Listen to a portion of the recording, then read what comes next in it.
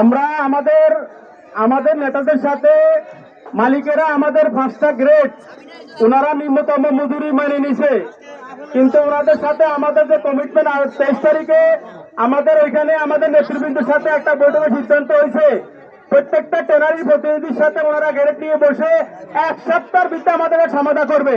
কিন্তু প্রত্যেকটা ট্যানারির মধ্যে কোন ট্যানারিতে কোন মালিক কোন প্রতিনিধির সাথে ওনারা গ্রেড নিয়ে বসে নাই, মজুরি বসে নাই। উল্টা প্রত্যেকটা ট্যানারিতে শ্রমিক ছাঁটার জন্য ওনারা প্রতারণা শুরু করছে। এটা আমরা মানবো না আর মানে নিবও না। আমাদের একটা কথা, আমাদের যে সময় ওনারা বেঁধে দিছে সময় শেষ, আর আমরা কোনো সময় মেনে নেব না। এখন আমরা রাস্তায় নামছি, এই রাস্তায় ওনাদের সাথে আমাদের বসতে হবে।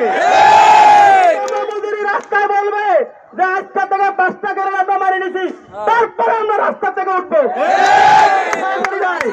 আর ওনারা যদি কোনো বৈঠকের সিদ্ধান্ত দেয় আমরা আমাদের নেতাদের কাছে বলবো কোনো বৈঠক না,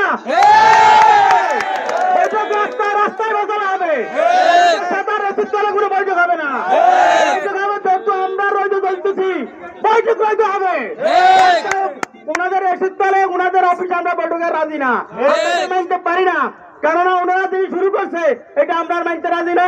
আমাদের নিম্নতম মজুরি যাই পর্যন্ত ওনারা বলবে যে বেতনের সাথে আমরা আগের ঘোষণা আছে গত মাসের বেতনের সাথে আমাদের নিম্নতম মজুরি বাস্তবায়ন করতে হবে। আমরা এই জায়গায় অটল থাকে 2-3 দিনের ভিতরে যদি আমাদের নিম্নতম মজুরি বাস্তবায়ন না করে তাহলে রাস্তায় থেকে আমরা ফসলা করে আমাদের বেতন আদায় করবো।